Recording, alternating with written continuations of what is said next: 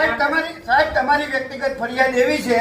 કે તમે મીટર લગાવવા તમે પોતે રૂબરૂ ગયા છો અને તમે ત્યાં એવું કીધું છે કે સ્માર્ટ મીટર લગાવો નકર તમારો વીજ કનેક્શન એવું તમે કીધું છે એટલે સ્માર્ટ મીટર ન લગાવવું હોય તો તમને લેખિત અરજી આપવાની તો તમે પણ અમને સ્માર્ટ મીટર લગાવવું એની લેખિત અરજી આપો ને